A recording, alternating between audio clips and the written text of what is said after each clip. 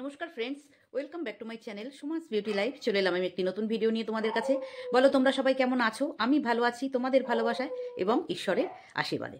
তো আজকের ভিডিওটা আমি দুজনকে নিয়ে করব। সেটা হচ্ছে না আদার দেন আমাদের পরকীয়া করা যে মা, বাচ্চার মা, ছোট্ট মা, এইটুকু মা, আর একজন আমাদের ওই প্রিয়া। এই দুজনকে নিয়ে আমি কিছু কথা বলবো, যেটা আমার লাগলো যে না এটা বলা দরকার, সেই জন্যই বলতে হবে এটা। তো চলো শুরু করি। তো প্রথমে বলি, একটা মানুষ, যে কোনো মানুষ কতবার একটা জায়গায় কতবার যেতে লাগে। প্রথমে গেল শুধু ভাই বোন, কোথায় মিলায়, মিলায় গেছে, মিলায় কিনে দে রেশমি চুরি, চলে যাবো বাপের বাড়ি। তো বাপের বাড়িতেই আছে, তাই না? বাপের বাড়িতেই আছে। তো বাপের বাড়ি থেকেই রেশমি চুরি কিনতে কিনতে কেনার জন্য বারবার একবার যাচ্ছে দাদার সাথে, একবার যাচ্ছে ওই ফ্রেন্ডের সাথে, একবার যাচ্ছে ডবল বৌদির সাথে। ও মাই গড। আচ্ছা, তোমরা যারা বলছো না, যারা আর কি এই এই ছোট্ট বাচ্চা মাটার যারা পজিটিভ ভিডিও করো, তাদেরকে বলছি, তোমরা যারা বলছো না যে এই দুঃখী মা, এই অসহায় মা, তোমরা কোথা থেকে দেখো এই যে মা দুঃখী, এই যে মা অসহায়? এদিকে বলে যাচ্ছে আমি ক্লিকবেল্ট খেলি না, যেদিন থেকে বলেছে তার পর দিন থেকে বেশি করে খেলছে। যেদিন এই কথাটা ও উচ্চারণ করেছে মুখ থেকে, সেই দিন থেকে আরও বেশি করে ও ক্লিকবেল্ট খেলে যাচ্ছে। আজকের টাইটেলেও খেলেছে, চোখের জল না চাইতেও চোখের জল চলে এলো কিসে? কাজল পড়তে গিয়ে, কাজল পড়তে গিয়ে চোখে জল চলে এসছে।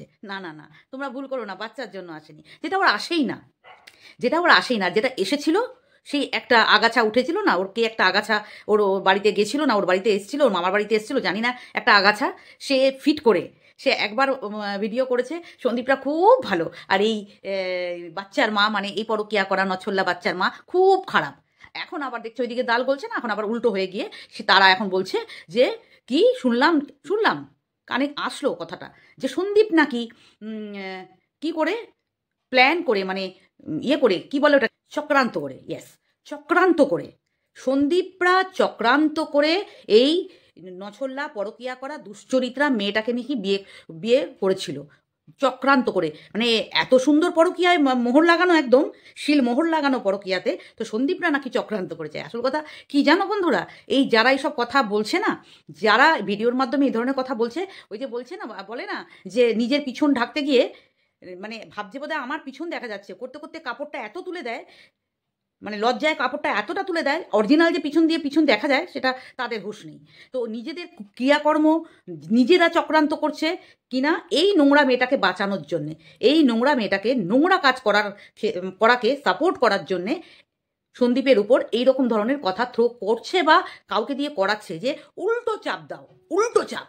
হ্যাঁ, আরে বোঝে না কেউ, সবাই বোঝে যেগুলো ও করেছে, যেগুলো গামলা করেছে, যেগুলো এই ছোট বাচ্চা ছোট্ট মাটা করেছে, দুঃখী মাটা, অসহায় মাটা, সেগুলো সব কিছু উল্টো করে সন্দীপের ঘাড়ে চাপিয়ে দাও, থোপে দাও। হ্যাঁ, এই করলে তো আর হয় না চাঁদু, এমনি করলে তো আর দুষ্কর্ম ঢেকে যাবে না, চুরি করা মানে ইয়ে হয়ে যাবে না, যে আমি চুরি করে আমি বেঁচে গেলাম, আমি ক্রাইম করে আমি বেঁচে গেলাম, এগুলো তো করা যায় না।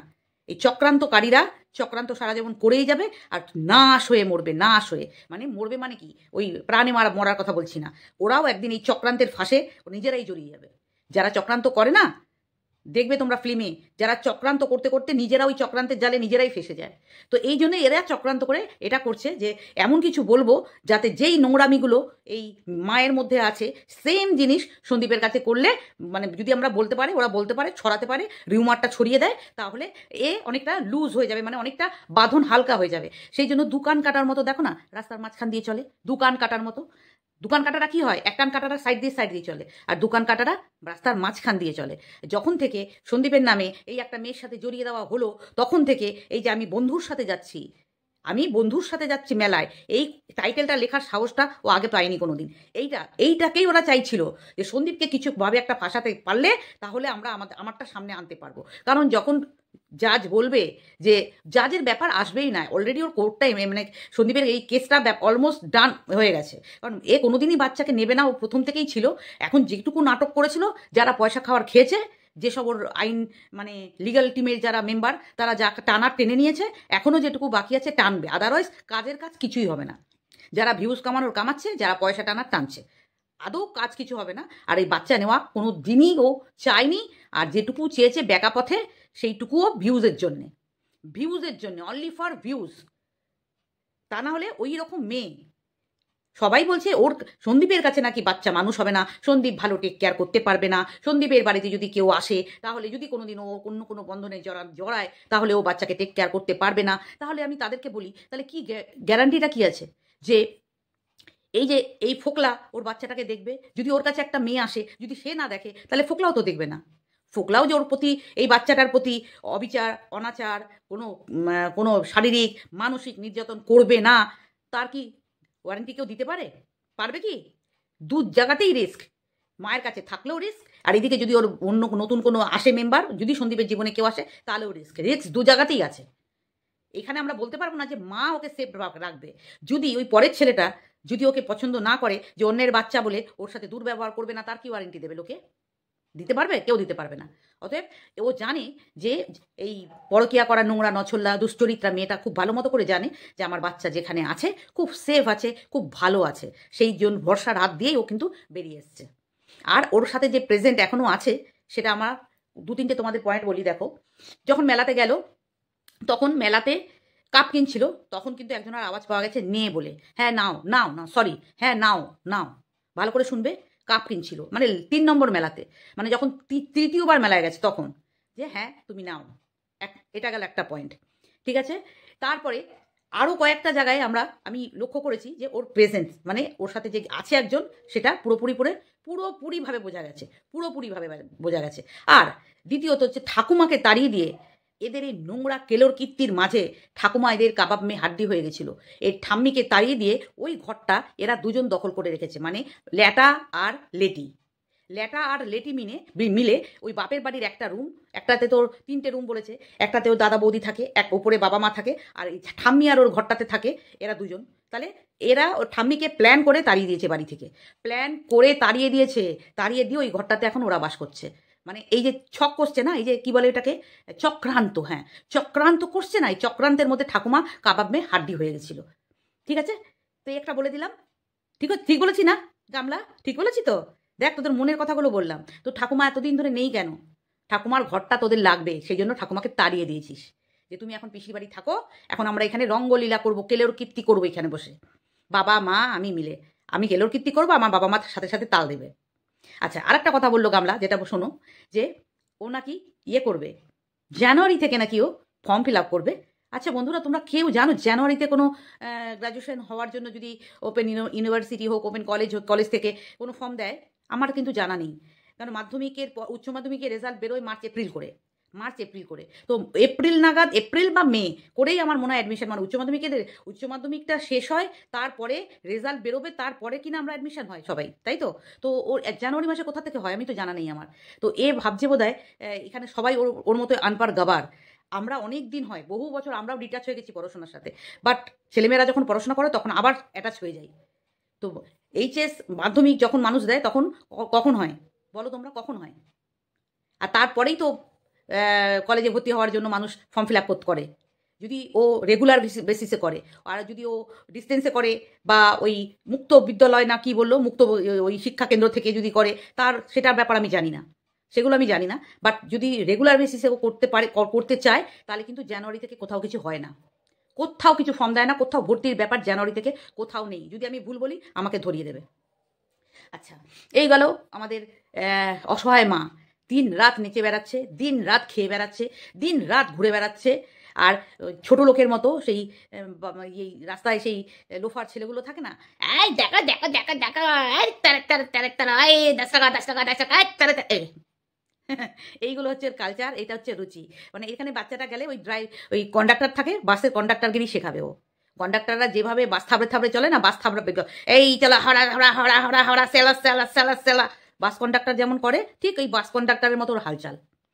এই অসহায় মায়ের কথা বলছি, বুঝতে পেরেছ? এর কাছে আবার নাকি বাচ্চা মানুষ হবে। এ নিজেই এখনো মায়ের পেটে ঢুকে যেতে পারলে বাঁচে। ও যদি ইচ্ছা পারে এখন মায়ের কাছে, যেখানে যেখানে ছিল মায়ের পেটে, ও যদি ওখানে ঢুকে যায় তা সব থেকে ভালো হবে। আর ওটাই ওকে মানাবে এখন। এত বাচ্চা হয়ে গেছে না, এত বাচ্চা হয়ে গেছে, সে আর ন্যাকাপনার আর শেষ নেই, ন্যাকাপনার আর শেষ নেই। কারণ একটা একটা করে সমস্ত মিথ্যে কথা বলছে। প্রথমে বললো বিজনেস করবো, সেটা মিথ্যা। তারপরে বললো পড়াশোনা করবো, সেটা মিথ্যা। তারপরে জায়গা কিনবো, বাড়ি করবো, সেটা মিথ্যা। তারপরে যেটা করলো সেটা বলেনি, ফ্ল্যাট কিনবে, সেটা মনে মনে প্রথম থেকেই ছিল, কিন্তু সেটা বলেনি। যেটা ও করে সেটা বলে না, যেটা বলে সেটাও করে না। বুঝতে পেরেছো? এটা হচ্ছে ওর রুচি। চলো এবার আমি একটু আসি প্রিয়ার কাছে। প্রিয়ার দেখলাম কালকে ভিডিওতেও দেখেছি যে ওর স্বামীকে লাস্ট পর্যন্ত মাতালে পরিণত করলো। তো আমি ওই শুনেছি যে ওর হাজব্যান্ড একটা ইয়েতে মানে একটা কোনো কেসে ও একবার কোনো জেলে গেছিল, যদিও সে তার দোষ ছিল না, বাট ওই জেলে যেতে হয়েছিল, আইন অনুযায়ী যেতে হয়, সেই যেতে হয়েছিল।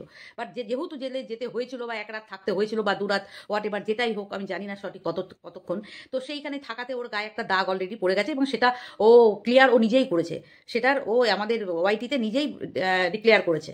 তো সেই জন্যে আমাদের আর অন্য লোকেরা তো বলবেই, কন্ট্রোভার্সি ক্রিয়েটাররা তো বলবেই, সেখানে তোর কিছু বলার নেই যে আমার বরকে কেন বলছো বা কিছু।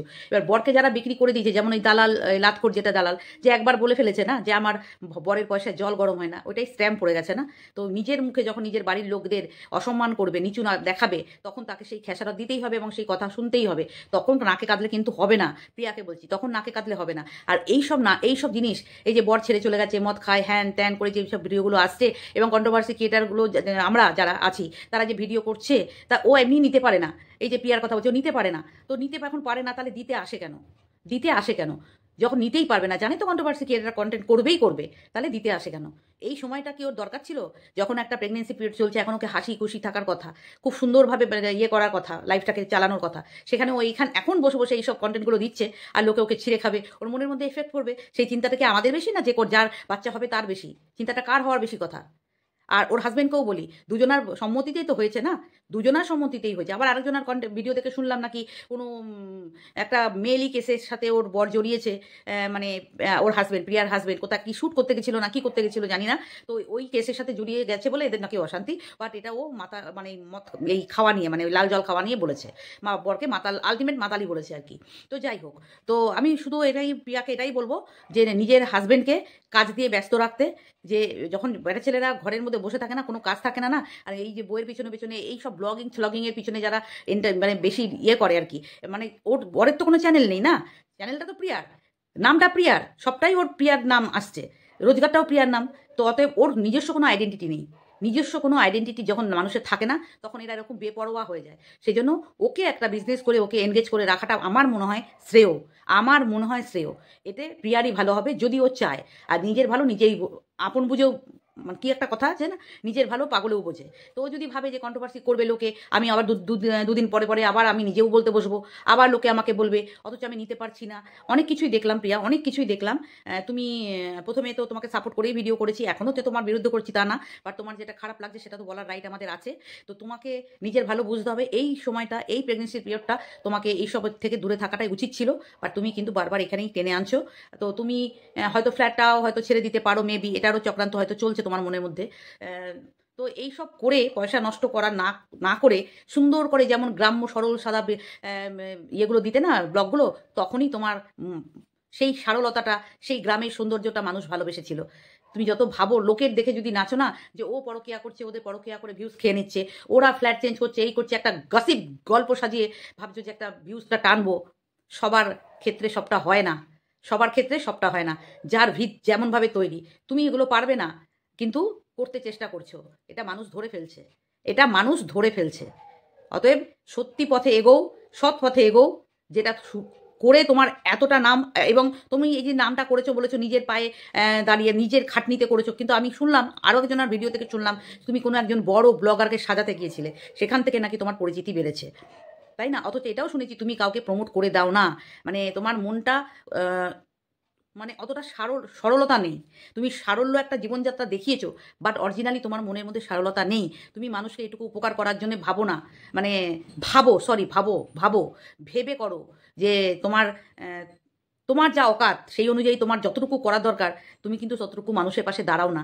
একটা প্রমোট করে দিলে, একটা মানুষকে মুখে দুটো কথা বলে দিলে যদি কারোর দুটো ভিউজ হয় বা দুটো সাবস্ক্রাইবার বাড়ে, এটুকু তো তোমরা করতেই পারো, বাট তোমাদের মতো মানুষ এগুলো করো না কেন?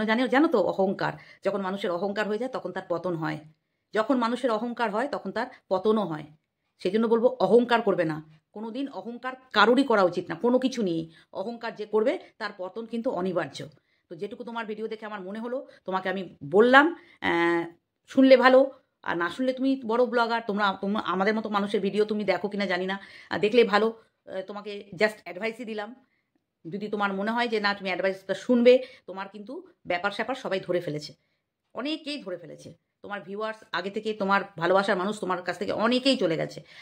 আমি তোমাকে নিয়ে কোনোদিন নেগেটিভ ভিডিও করিনি, আর এখনও যে করছি সেটাও না, বাট এটা আমার মনে হলো বলার, তাই আমি তোমাকে বললাম। শুনলে ভালো, না শুনলে তোমার ব্যাপার। তো চলো, টাটা, বাই বাই। সবাই ভালো থেকো, সুস্থ থেকো। এই দুজনকে নিয়ে আমার এটুকু ভিডিও করার ছিল, এটুকু তোমাদেরকে বলে দিলাম। তো চলো, টাটা।